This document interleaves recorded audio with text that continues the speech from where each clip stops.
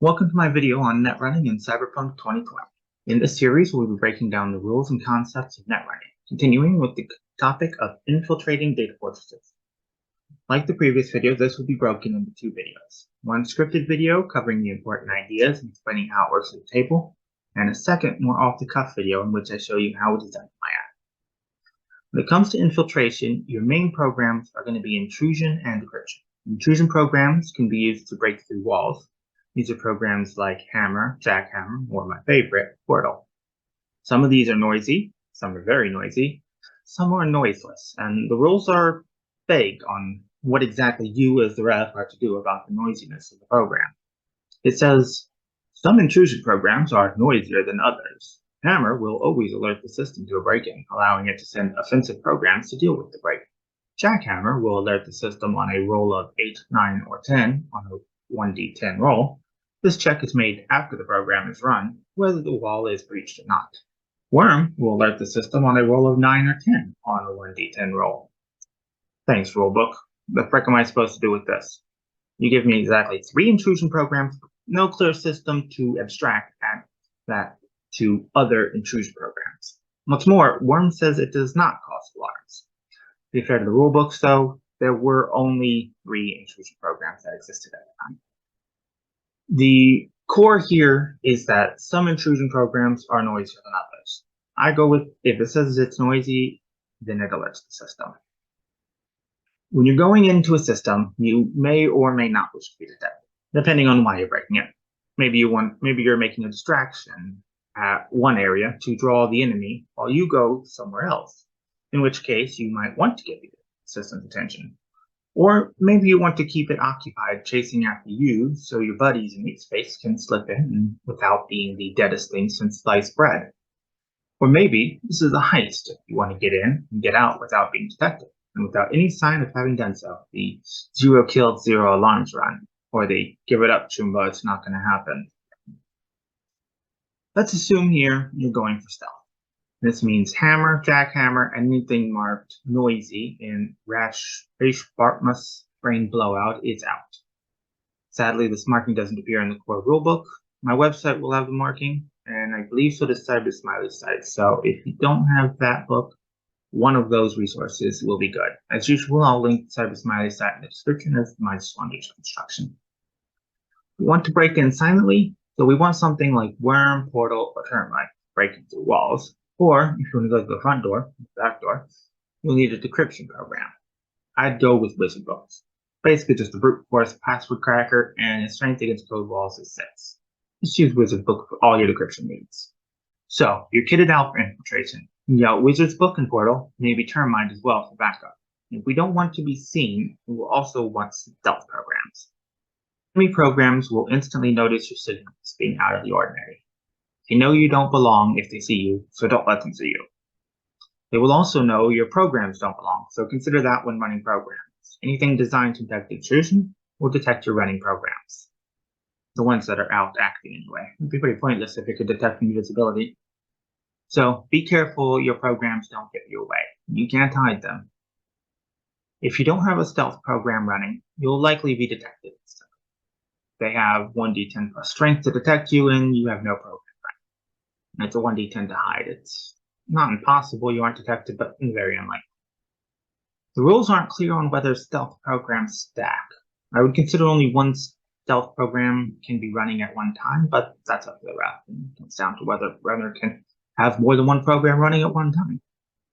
It's a lot of different stealth programs in your situation. The simply named stealth is pretty good against systems. Its strength is 4, while invisibility is 3, but invisibility also works against netrunners. I may cover PvP or netrunner versus netrunner at a later date, because there's a lot there.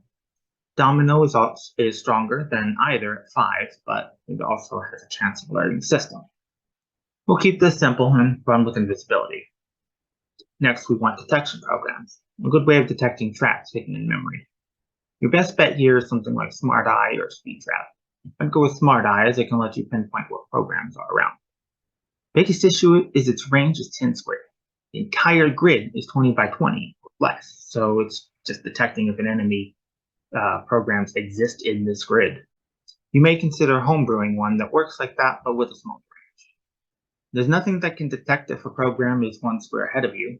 For this, I would rule that a program hiding in memory is considered invisible for the purpose of something like SIA, which would make it much safer checking memory. So let's add in SIA.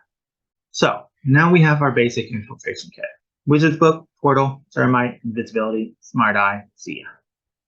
Let's say our mission is to break into the system of an information broker who has damaging information about you and your friends. He deals in selling information, so he has a really tough system. So let's bring that up here. You can see he has a lot of memory. He has an AI level system, lots of traps in memory, trolling dogs, detection systems. It's not air gap though, so you can't go in from the outside. This notion is particular to me. I consider a system to be air gap if it doesn't have at least one code gate leading to the net. And this isn't in the rules anywhere, so don't feel you have to do this.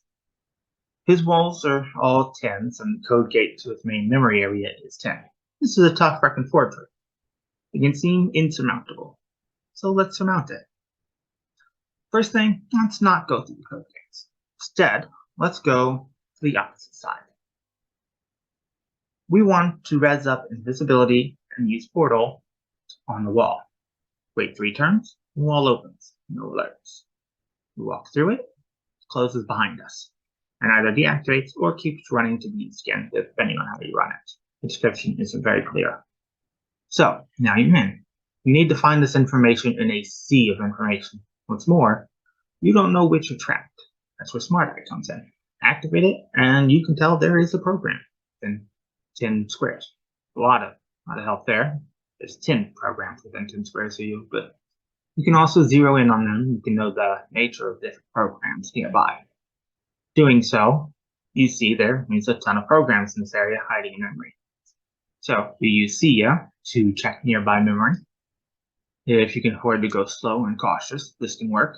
Else, you can throw caution to the wind, summon Ninja, and have him seek out and destroy all the traps and enemy programs. But this may lead to alerting the system and may lead to trouble story-wise. Ninja's hard to detect. It's 1d10 plus 7 for his evasion. But even if he isn't detected, he will leave a bunch of derez programs that will make it clear somebody has broken it. By that time, hopefully you're long gone. What to roll? When searching for programs with a detection program, it's D10 plus the program strength for both the seeking and hiding program. If a program isn't hiding, it's just a D10 on its part. If, say, it's hiding in memory, then it can add its strength. If it has the invisibility option, it can also add a +2, unless the seeking program can see through invisibility, SIA. So, a program with invisibility, hiding in memory, will roll a D10, add its strength, and add 2. Program not hiding at all will just roll a D10. A program hiding in memory with no invisibility will roll a D10 and add its strength. Pretty much all program actions are a D10 plus strength, and all defensive rolls are also a D10 plus strength. Against a wall, it's wall strength. Against a code gate, it's code gate strength. Against a program, it's program strength. The only exception is anti-personnel. If a program like Hellhound attacks a Netrunner, then it's 1d10 plus the program strength plus int plus interface. A fortress has an interface of 10, so to calculate its roll, take the number of CPUs times 3, add 10, then add 6 for the Hellhound strength, then add your d10 roll. In the next video, we'll go into the topic of combat. Thank you for watching, and let's dive deeper into the world of Netrunning in Cyberpunk 2020.